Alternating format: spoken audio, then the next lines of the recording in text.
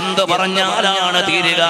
ബറേലിയിൽ നിന്ന് അഹമ്മദ് റിളാ ഖാൻ ഫാദിലെ ബറേൽവി തങ്ങൾ ഹൃദയം ചേർത്ത് വെച്ച മദീനയെ കെട്ടിപ്പിടിച്ചുകൊണ്ട് മുസ്തഫ ജാനെ എന്ന് വിളിച്ചപ്പോ ഇന്ത്യ മഹാരാജ്യത്തെ പരകോടി ജനങ്ങള് നിത്യജീവിതത്തിൽ ചൊല്ലുകയാണ്, മുസ്തഫ ജാനെ റഹ്മത്ത് പെ ലാഖോ സലാം, ശമഅ ബസ്മേ ഹിദായത്ത് പെ ലാഖോ സലാം, ശഹരിയാരേ ഇറം താജുദാരേ ഹറം നോബഹാരേ ശഫാഅത്ത് പെ ലാഖോ സലാം.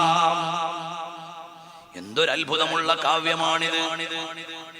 നിങ്ങളൊന്ന് കേരളത്തിന്റെ കർണാടകയുടെ ദക്ഷിണ കർണാടകയിൽ നിന്ന് ഉത്തര കർണാടക മുതൽ ഇന്ത്യ മഹാരാജ്യത്തിന്റെ അങ്ങേയറ്റത്ത് കശ്മീർ വരെ ഒന്ന് പോയി നോക്ക്.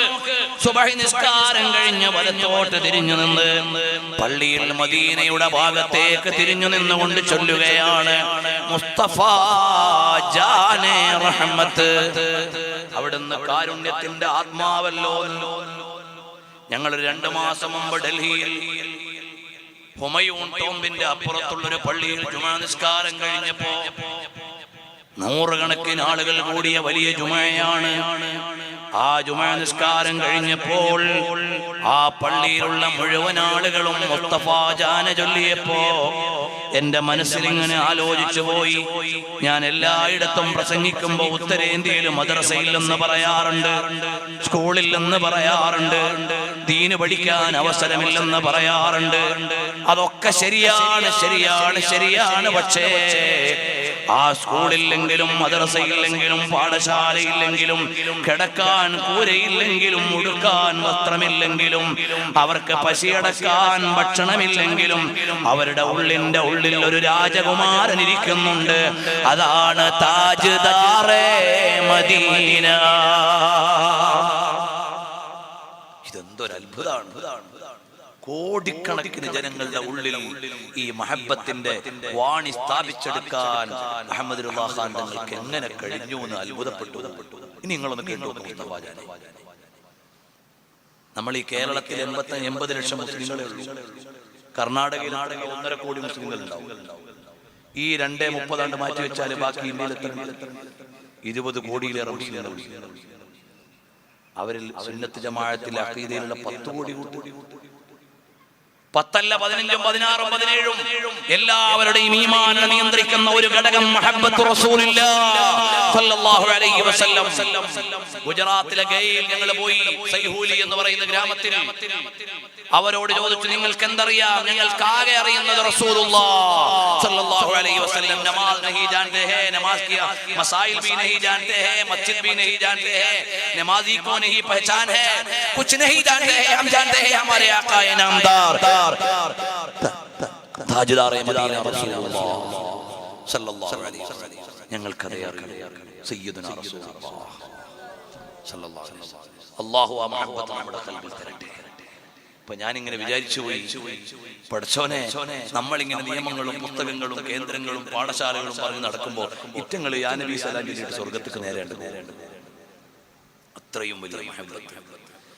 ഈ പരകോടികളുടെ ഹൃദയത്തിൽ മുഹബ്ബത്ത് നിറച്ചു വെച്ച നേതാവ് സല്ലല്ലാഹു അലൈഹി വആലിഹി വഅസ്ഹാബിഹി വസല്ലം തങ്ങൾ, ആ ഹബീബായ തങ്ങൾ വന്നതെന്തിനാണ്? വദാഇയൻ ഇലല്ലാഹി ബിഇദ്നിഹി, അല്ലാഹു നിയോഗിച്ചു ഈ ലോകത്തെ മുഴുവനും വിളിക്കാൻ. മുത്തുനബി തങ്ങൾ നമ്മളെ എങ്ങോട്ടാണ് വിളിച്ചത്? പർദയിലേക്കല്ല, തൊപ്പിയിലേക്കല്ല, കുപ്പായത്തിലേക്കല്ല, പള്ളിയിലേക്കല്ല. നബി സല്ലല്ലാഹു അലൈഹി വസല്ലം തങ്ങൾ നമ്മെ വിളിച്ചത് സ്വർഗത്തിലേക്കാണ്. സ്വർഗത്തിൽ പോണമെങ്കിലോ സുജൂദ് ചെയ്യണം. സ്വർഗത്തിൽ പോകണമെങ്കിലോ നല്ല വിശ്വാസം വേണം. സ്വർഗത്തിൽ പോകണമെങ്കിലോ നല്ല കർമ്മങ്ങൾ വേണം. അതാണ് ബാക്കിയല്ല. തങ്ങൾ എന്തിനു വന്നതാ? ഹദീസിൽ കാണാം, നല്ലൊരു സുപ്ര ഒരുക്കി വെച്ചു പടച്ചവൻ. എന്നിട്ട് ആ സുപ്രയിലേക്ക് വിളിക്കാൻ ഒരാളെ ഏർപ്പാടാക്കി. ആ വിളിക്കാൻ വന്ന ആളുടെ കൂടെ പോയാ വീട്ടിൽ കടക്കാം, വീട്ടിൽ നിന്ന് സുപ്രയിൽ നിന്ന് കഴിക്കാം. അതേ സമയത്ത് വിളിക്കാൻ വന്ന ആളെ ഉത്തരം ചെയ്യുന്നില്ലെങ്കിൽ അയാൾക്ക് വീട്ടിൽ കടക്കാനും പറ്റില്ല, സുപ്രയിൽ നിന്ന് കഴിക്കാനും പറ്റില്ല. അനദ്ദാഇ, ഞാനാണ് ആ വിളിക്കാൻ വരുന്നത്. വീടുണ്ടാക്കിയവൻ അല്ലാഹുവാണ്, സ്വർഗം ഒരുക്കിയവൻ അല്ലാഹുവാണ്, സദ്യ ഒരുക്കിയവൻ അല്ലാഹുവാണ്. എന്നെ വിളിക്കാൻ വിട്ടതാണ്. അതാണ് മുത്തുനബി സല്ലല്ലാഹു അലൈഹി വസല്ലം തങ്ങളെ വിളിക്കാൻ വിട്ട സ്വർഗത്തിലേക്ക്. അതുകൊണ്ടാണ് സ്വർഗത്തിലേക്ക് വിളിക്കാൻ വേണ്ടി വന്ന തങ്ങൾ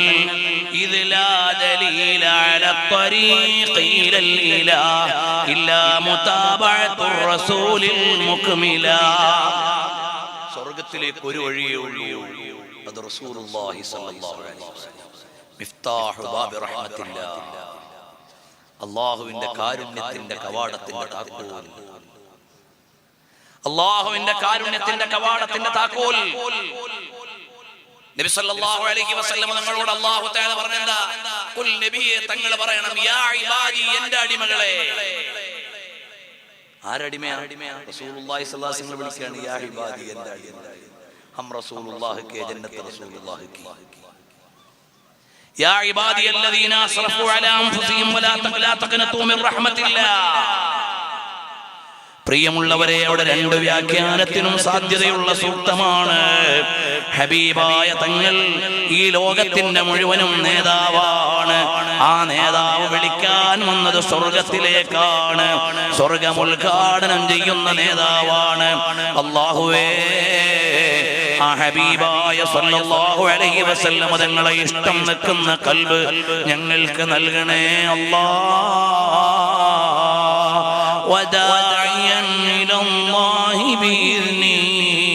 അല്ലാഹുവിന്റെ കൽപ്പന പ്രകാരം റബ്ബിലേക്ക് വിളിക്കാൻ വന്ന റസൂലുള്ളാഹ് വസിറാജം മുനീറാ. അവിടെ പ്രകാശിപ്പിക്കുന്ന വിളക്കുമാടമാണ്. തങ്ങളാണ് വെളിച്ചം നൽകുന്നത്. അതാണ് ബഹുമാനപ്പെട്ട മഖ്ദൂം തങ്ങൾ പറഞ്ഞത്, ഇന്ന ബൈതൻ അൻത സാകിനുഹു ലൈസ മുഹ്താജൻ ഇലസ്സുറുജി. വല്ല വീട്ടിലും തങ്ങൾ താമസിച്ചാൽ അവിടെ വിളക്ക് വേണ്ട നബിയേ.